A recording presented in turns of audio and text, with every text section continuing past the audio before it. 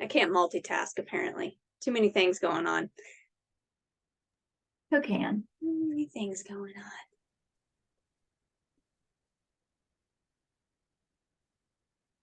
Hi, Sherry. Welcome. Thank you.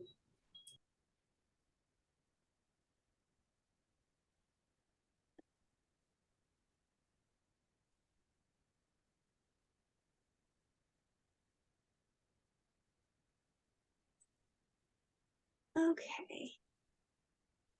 Well, I think we'll go ahead and get started. We're at 11:33. So I would like to first share just a few updates that are going on with the Wayne County Chamber and what events we have happening soon. Once I get through sharing these, I will get some links in the chat box. So if you are interested in registering for anything that we have registration open now, you can do so. So I'll get those links in there in just a minute. The first one here, there we go. On the left side, we have the chamber anniversary celebration coming up. That is not the chamber's anniversary. It is anniversary for some of our chamber members. When we have a chamber member reach a milestone anniversary, we like to celebrate them. So that is what this event is for, but it is open to anybody who works for a chamber member business. You are welcome to attend. We would love you to attend. We love this event. It's smaller, but we love to celebrate our chamber members any opportunity that we get to. So this is one of those. And tickets for that are $10. It's going to be held at not IUE, sorry, nope, Ivy Tech. Sorry about that, my Ivy Tech people. Over in Ivy Tech at Johnson Hall. And like I said, tickets to that are $10. And I will get the registration link up here just a minute for that. Next thing is we have our hiring fair coming up on April 13th, and I have Chantel on here, and I'm going to put her on the spot. Is there anything you would like to talk about with the hiring fair? We have registrations open, and new this year, it will be open to the public from 2 to 4. So all the high school students will attend from about 8:30 in the morning till 2 in the afternoon, and then we're going to switch it over to the public. So anybody in the colleges, it'll be for anybody outside of the high school system. So that's something new. Again, registration's open. If you have questions, feel free to let me know.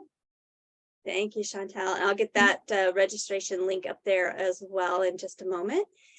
Next up, we have just a mention of an event coming up on April 25th as our senior celebration. This is a very fun event where we give away a car. So we love this one. This one's a favorite around here on the staff. But this is for high school seniors who have met the attendance requirements as part of the School is Cool program.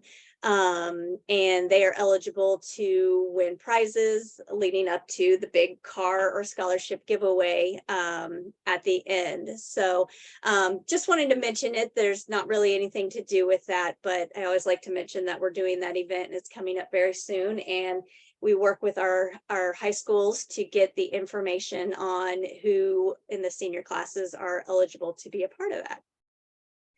And then we have our next Hype Night, Hype Monthly meeting for April is going to be on April 26th. And Chantel, I'm going to put you back on the spot with that one too. Anything about that should be mentioned?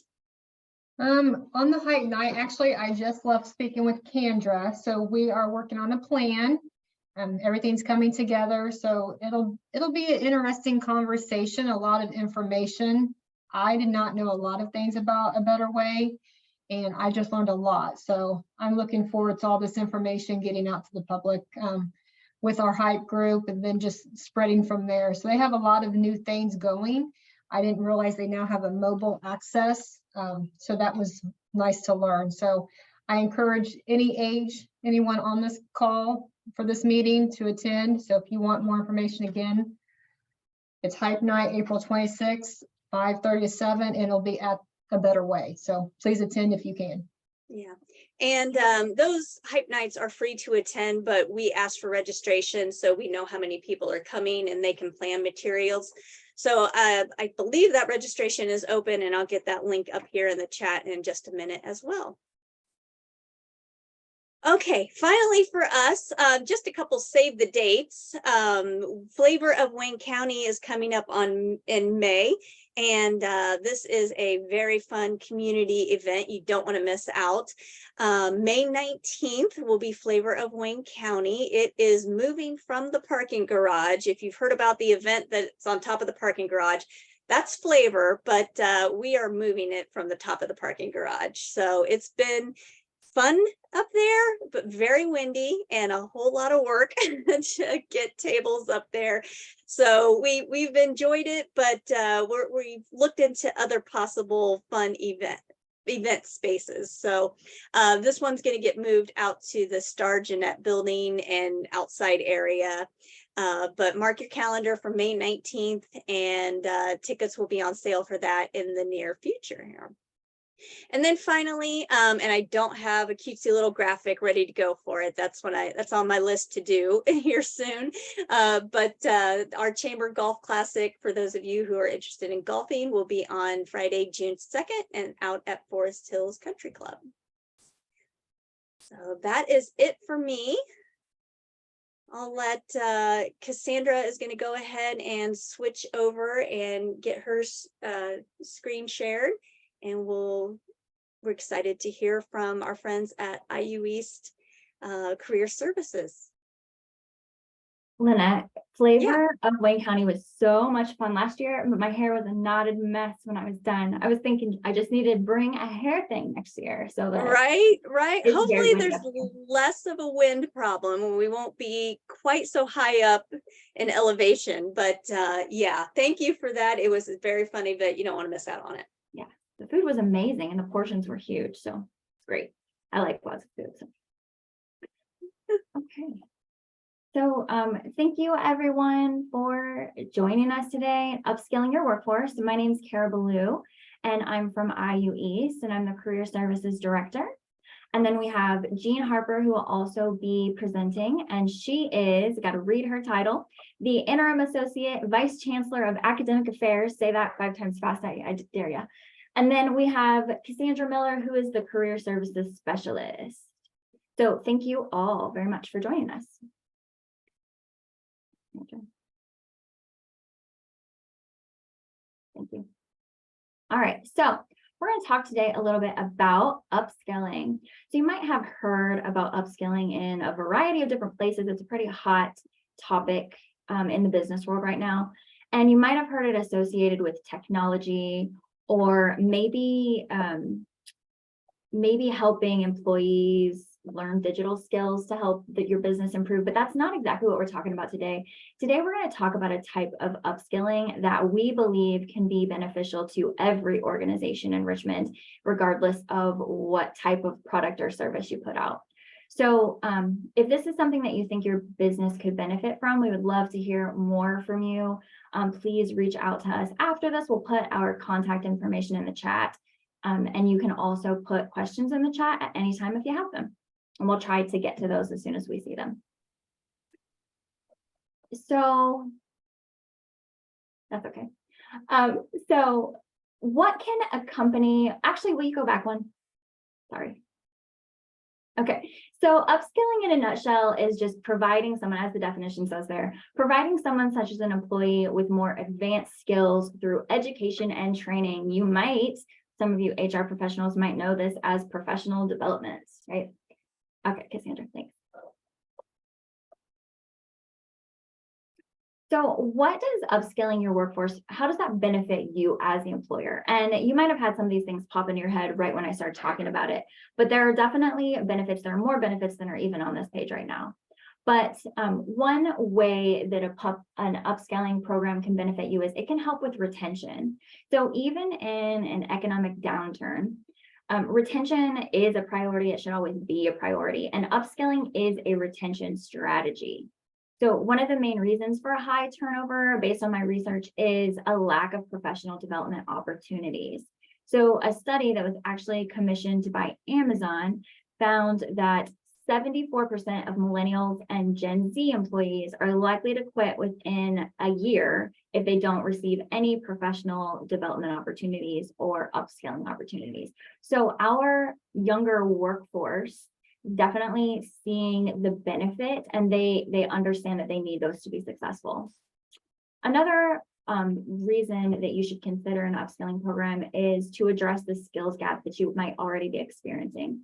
So you might have noticed that there's a gap between vacant positions requiring new skills and competent candidates that are coming in to fill them.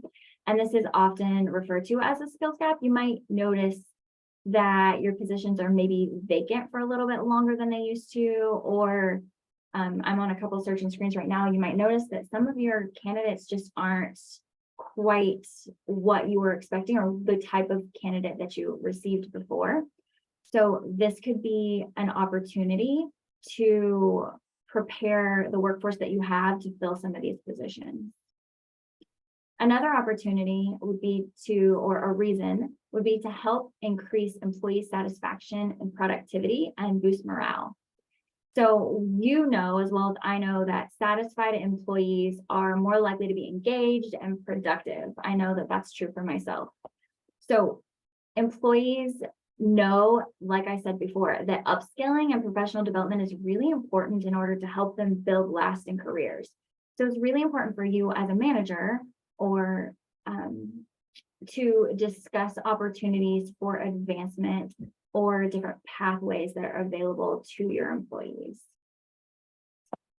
Keep going. Okay, so you might be thinking, why is IUE's talking to me about upskilling? How does this fit in with what they do every day?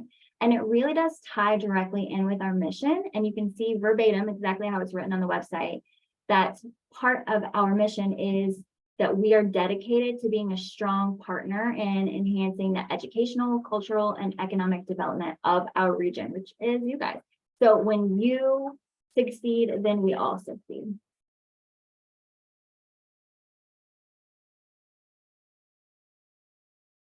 So what tools do we have to help your organization with professional development or an upskilling program? Okay, so we have 3 different initiatives here at IUE's, and Jean and Cassandra, please pop in at any time if you have something to add. So we have 3 different initiatives. I'm going to go through these really quickly, and then I'm going to dive into them a little bit deeper. But the first one, we have several slides on, and that is a unique 5-week non-credit module in professionalism that can be tailored to individual company needs. And we're going to talk about that program in a lot of detail here in a minute, but what the nutshell of that program is professionalism and soft skills or employability skills, or as I most recently heard them referred to as power skills. And that's definitely my favorite way to talk about them, because that's what they are, they're power skills. So as a career services department here at IUE's, we invest a lot of time into developing these skills in our students because we know that they're important for them to have to be successful in the workforce. And we want to help you develop these skills in your employees today as well. So number 2 is a 5-week 4-credit course in various business skills. And number 3 is a traditional semester-length 4-credit course or courses, 5-week 4-credit courses and traditional semester-length courses for deep dives into business skills.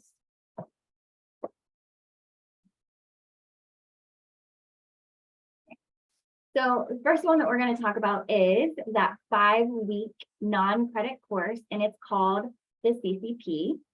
And or Certificate of Completion in Professionalism, which is a mouthful, we understand, but we love it. And it is going to be focused on professionalism or those soft skills. So we actually built this program because we talked to employers about what they needed. And we were really surprised to hear some of the responses. So we decided to put these soft skills, these soft skills, employability skills that our employers are saying their candidates for employment don't have, or their current employees aren't demonstrating on a daily basis. So we said, hey, we can help with that. We can put this into a course so that it's manageable for these employees. So that's what we did. Okay, so CCP, or Certificate of Completion in Professionalism, in a nutshell. So this is a very new type of course for IUEs, and it is a not for credit course. It's 5 modules, 1 hour per module time investment. So it should take about 5 hours total to complete, but it doesn't have to be done in one setting. In fact, it's probably better that it's not done in one setting. Each module is 3 20-minute sections. So that means that you can spend, 20 minutes on a lunch break, or when you're doing laundry, or whatever that might be. We understand that not all of the employees that participate in this program are going to be situated at a computer all day. So we want you to, or have a lot of office time. They might work on the floor, or they might have different types of jobs. So we wanted it to be feasible to complete on their own schedule. And the course, as we're going to talk about a little bit, can really be tailored to in a lot of different ways, but one is the length. If you want it to be a little bit shorter, or you want it to be a little bit longer, dependent on your company's needs or what content you want to present, then that can be done. So it's also specific to your organizational culture. So this is one of the highlights of the Certificate of Completion program. It's really tailored to your organization. So when we meet with you to talk about what this program could look like, we're going to ask you about your company's dress code, about your fractionization policy. What is your cell phone policy? We're going to ask you about presenting issues that you have at your organization that should be addressed. And we're going to create a module around those. We're going to make sure that this fits the lifestyle of your employees, the work style and the culture of your organization. And this can be completed, I kind of alluded to this earlier, but this can be completed on a phone or a laptop. So a lot of our people that have already participated in this program don't sit in an office all day. They're on the floor, and they're in a factory, or they're just too busy to sit down very often. So you can do this in a variety of different formats. And we try to make this content as engaging as possible and provide it in varying formats. So videos, we use TikTok videos that are kind of funny and supposed to kind of make you laugh. We use graphics, and we also use text and articles to kind of support the subject matter. And there's an opportunity to reflect on all of the content in each module.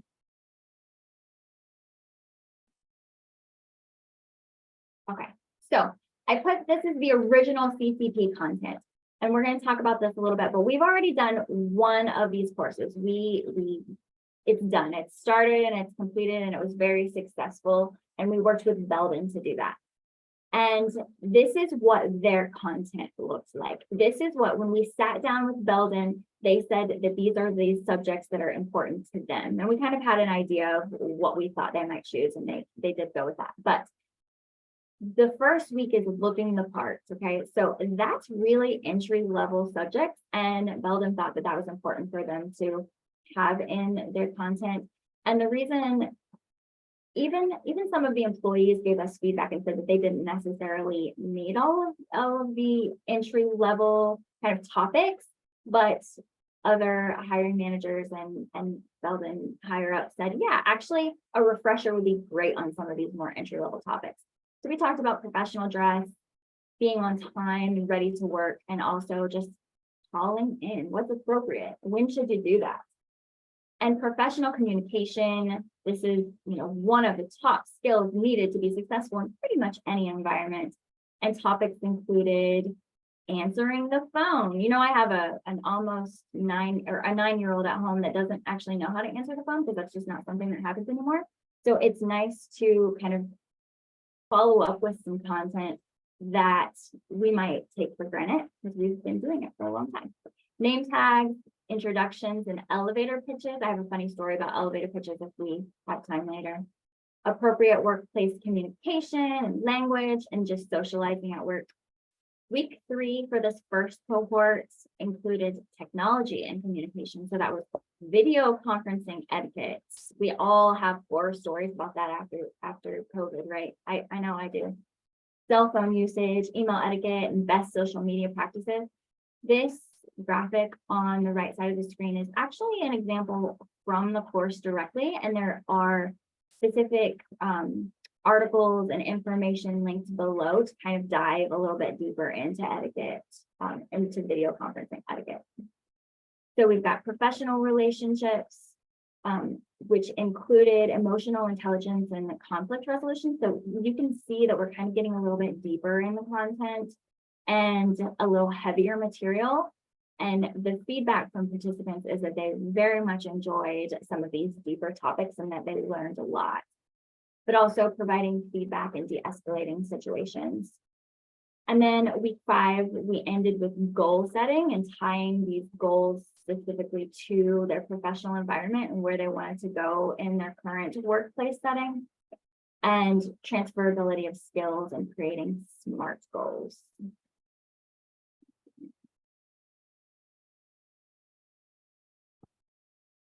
So you might be asking, how is this different than other courses you've seen online? You might maybe have seen similar courses run through Google or other types of varying formats.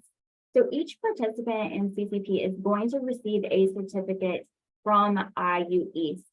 And you can see a graduate of our program to the right. He is holding one of our certificates and a cupcake, which I hope he enjoyed, but that was from our little graduation ceremony for our first Belden cohort. They're going to receive a certificate from our university. Again, we talked about this at length, but you as the organization choose what topics are relevant to you and your organization. I don't know too many other programs that you can pick and choose your topics. And individualized assistance and support. So this is not just a Google course that you go through and it's self-paced and you finish when you finish. This has real instructors tied to this course, and we do things like grading and giving feedback, and there are real people on the other sides of the inquiries that can answer questions and encourage you to dive a little bit deeper into the content.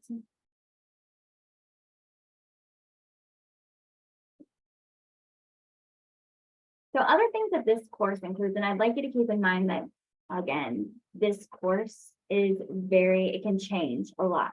But this first course included discussion posts that encourage discussion among colleagues. It's funny because this is something that we added because Belden specified that it's something that they thought would be helpful for their participants that they chose.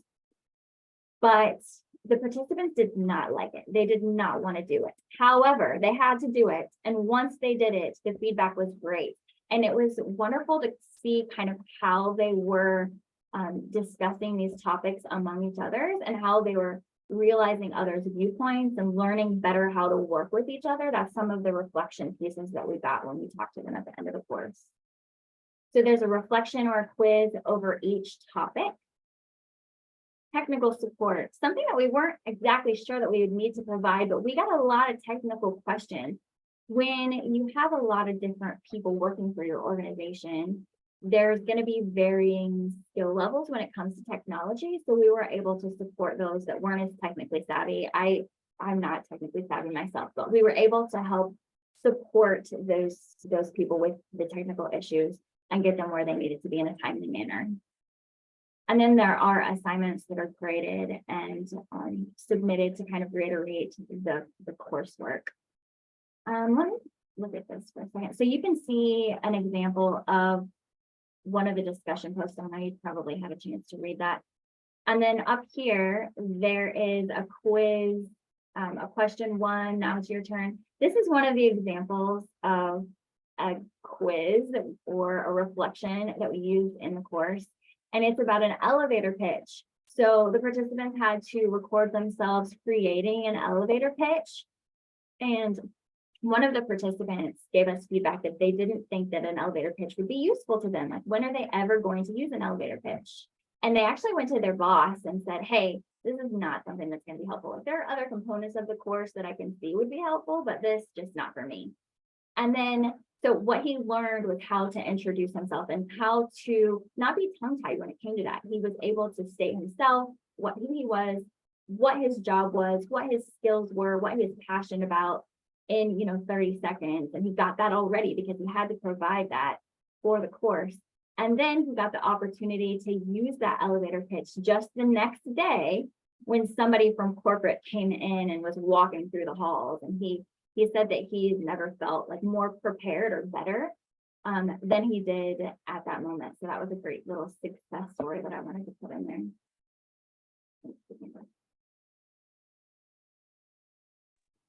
Yeah, so thank you, Kara, for sharing some of what some participants gained from this course.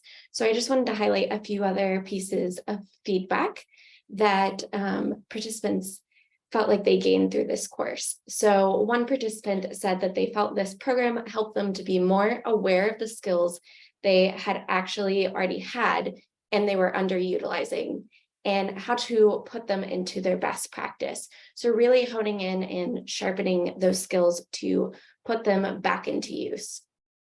Another participant shared how much they loved the emphasis on emotional awareness and how that helped them gain skills to better interact with other employees. So he said, just understanding the way I react or respond to others in a professional setting. I've always been good at this, but since this course, it just makes you think of ways to be better. So we give students and participants in this course multiple different reactions that they could possibly have and how they can better be aware of what their reactions are to situations so that they can have a best practice moving forward. So another thing that was shared was the HR manager at Belden gave us some feedback as well. And so one thing that she shared with us is the IU East is showing that employees that continuing education does not always mean that you just have to get a college degree. We have many learning opportunities and credentials that can be earned without the requirement of completing a degree. So this is attractive for those who want to grow and develop, but not commit to a degree plan. So Belden took this opportunity, and these employees really did take that chance to grow, learn, and develop. And they were able to put those skills into use right away in their work environments. Great, thank you. Hey, I wanted to mention really quickly.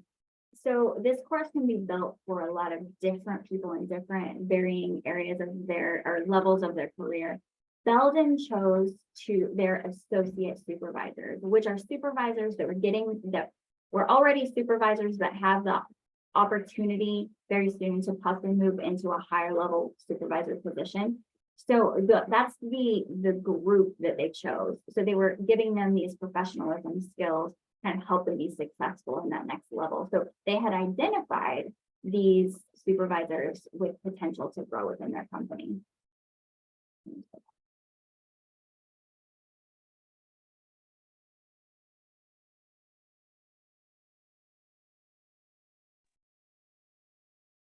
So I'm Jean Harper, and I'm going to talk about the degree seeking options or credit bearing micro-credentials. The IU East faculty have been working on putting together clusters of classes that we already offer that can be taken towards they're skill-based, and they students who take these clusters of classes earn a micro-credential.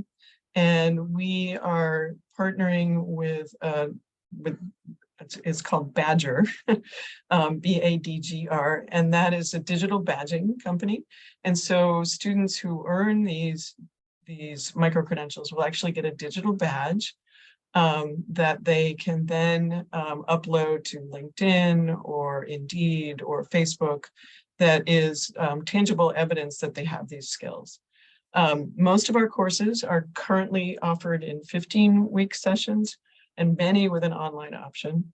And some are 8-week modules of courses. The idea behind credit earning micro-credentials is that we have students who are often working adults or non-traditional students.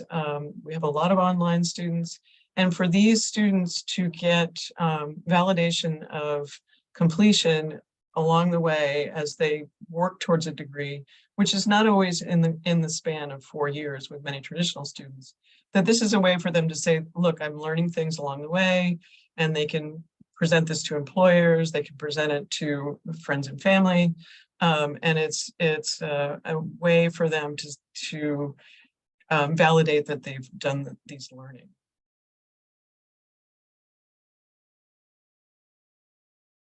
So here's an example of one of our writing micro-credentials. It's professional writing for work. It's 3 courses. And each course right now is offered in a traditional semester-long.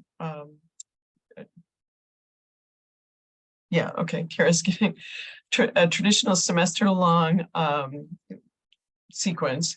And we offer professional writing, technical report writing, and technical editing.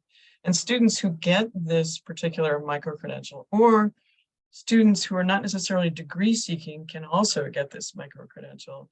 They will learn things about writing, about editing, about using graphics in publications, about using different kinds of approaches to articulating what it is they want to say in a professional writing sense. So that's one of our micro-credentials, one of about, I think we have about 24 now. Go to the next one. We also offer a basic statistics and data analysis micro-credential. And this is really useful for students who are, or professionals who are using statistics within their professions, within their work, within their studies. And this particular micro-credential asks for 1 course, and our math courses are offered either 8 weeks or 16, so a student could earn this pretty quickly. And then a data report from any discipline that contains a statistical analysis. So this is something really useful for, and I speak as an English professor who, when I try to use statistics, I sort of feel like I'm speaking a foreign language. So this particular micro-credential will be useful for someone like me to become fluent in the language of statistics and be able to talk about data within the work that I do for the university. And so this could be something that I know there are folks here from Reed. If you have employees who are using statistics in their work, this is a way for them to become more fluent, and also for them to present a valid credential that they have this skill.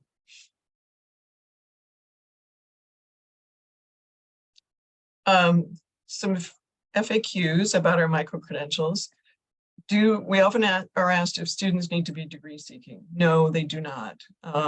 We can enroll students in courses as non-degree seeking students, and we do that a lot. We have students who are interested in a particular course or a particular set of courses, whether it's a micro-credential or not. So there's space for students to take these courses and not necessarily be degree seeking. Can 4-credit micro-credentials work toward a degree? Yes, they can. So for instance, if a student says, wow, I really want to take that professional writing micro-credential, I take these 3 courses, they take the 3 courses and they think, I kind of like being a student. I think I might want to get a degree. And then they could apply for admission and work with an advisor, and the credits that they've already taken would go towards their degree. So they've already gotten some traction on a degree, they've tested out how they feel about being a student, and then they can parlay those earned credits towards a degree. What will students earn upon completion of a 4-credit micro-credential? Again, they'll earn that digital badge, which can be uploaded to various platforms. The digital badges, I think they have a QR code or some other embedded, I call them gizmos, which employers or anybody who's looking at the digital badge can identify what skills the students have. And with this, the successful completion of the courses is the assessment that we use to indicate that the student actually has those skills. So if a student takes a course in technical writing and doesn't do well in the course, they're not going to get the digital badge. So the digital badge they have to rise to a certain level so that they have those skills. And once the student gets the badge, it belongs to them and they can transfer it wherever they need to transfer it. Of course, they will also get a transcript where the courses appear on the transcript too.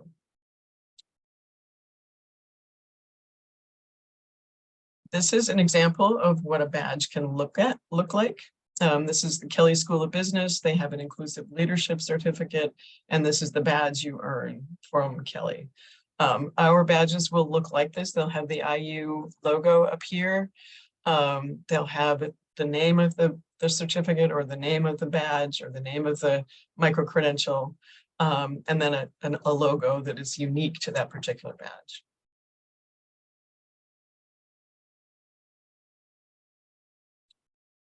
And this is where we'd be happy to take any questions.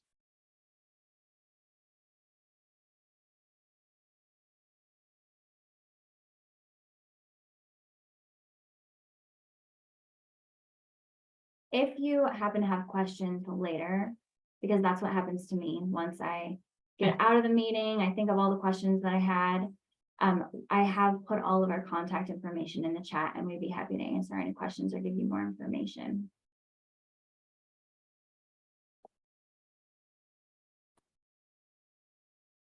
Any questions? You can also drop them in the chat really quick if you don't want to ask it out loud. Kara, you partnered with Belden. What, I guess, topics are you looking at moving forward? Or does it just based off of each employer? Yeah, well, that's a great question. So if you were interested in doing something with us or exploring the option, we're not going to make you sign a contract, right? But if you were interested in that, we would sit down and talk with you about what topics are important to your staff, Mark. So what issues are you seeing on the floor? What types of things can we help you with? We would, explore from the entry level all the way to kind of some of those deeper topics. So it's really very specific to the organization itself, because some things are just simply not going to apply to everyone. Sometimes maybe emails are never used in a certain organization, or you never go on video conferencing and any type of video conferencing at all, which seems kind of weird, but I think that that's actually something that Belden doesn't do as much of. So it would just depend on what you're looking for. And also, we're definitely open to exploring other options. If we don't have the module built out already, that's something that we can look at as well, if you have a topic that would be important to your organization. And I would add to that, I think that I remember, I don't know, 15 years ago or so, I worked for a small rural hospital, and there was really a concern about how employees were dressing, how they were presenting themselves. And so HR had this kind of top-down, this is what you should do, this is how you must dress. And so it was really kind of a directive, rather than taking the opportunity to spend time empowering, educating employees about what it means to present yourself professionally. And so I think one of the things that we really value about these micro-credentials, the non-credit ones especially, is that it's an opportunity to enrich employees' experiences with their workforce, rather than just giving directives. And so that they feel that there's a partnership, that there's a learning opportunity there. And so a lot of different possibilities for what that could mean. And I'm seeing a note in the chat. Does the organization pay a general fee or fee based on number of individual employers? I'll give a kind of general overview to our philosophy about how this works. At IU East, our goal is to be a partner with the community and to enrich and empower and enhance the lives of everybody in our community. So this is not necessarily a revenue stream for us. We need to make it sustainable, obviously. So what we have decided is that if there's an interest from Birth to 5 or READ or Holland Colors, I'm looking at who's here. We would work with those corporations and figure out what your needs are, what your I don't know, what your funding structure is, how much time we would put into it. And so together we would come up with a way for this to be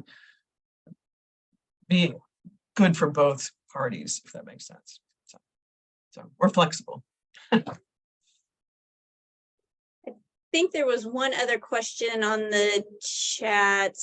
Oh no, it was a comment from Tamisa. I heard about this program at Eastern Indiana HR Association meet this morning. We've heard about that meeting happening this morning, and she'll be reaching out for more. So that's exciting. Thank you for that, for mentioning that to me. So That's great. Yeah, we're really excited about this, and our 4-credit micro-credentials are going to be launched in August. And so you'll be seeing more information about that in the press, and our students are getting excited about it. We're also doing, you know, for any of you who have students at kids at IU East or friends or whatever, we're really being very creative about what the micro-credentials for enrolled students look like, including things like co-curricular activities. Cassandra, who is a graduate of IU Bloomington, was really instrumental in saying, hey, you know, one of the most valuable things I did as an undergraduate was, my classes were great, it was wonderful, but getting involved in extracurricular activities really taught me a lot of things that I could then blend with my classes, which made me a much more articulate and well-rounded person, which is why, of course, we hired her. So we're going to make sure that our students have a way to demonstrate to themselves and potential employers that they have these embedded skills outside of the classroom as well. sounds like a very beneficial program, several options that would be very beneficial. Any other questions?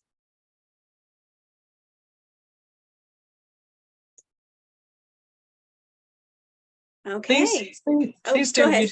No, that's fine. I was just going to say, please do reach out to us if you have questions. Kara and Cassandra and I are very enthusiastic about this program, and we're more than willing to meet, have lunch, breakfast, talk anytime. Wonderful, wonderful. Well, thank you, ladies, for presenting for us today. If there are no further questions, I think we'll go ahead and wrap it up for today. I heard a lot of rain outside, so hopefully everybody gets to stay in and not go anywhere. But thank you so much. We will be having our next business education session in April, and so information will be out about that soon. But everybody have a wonderful day. Thank you, Lynette. Thank you.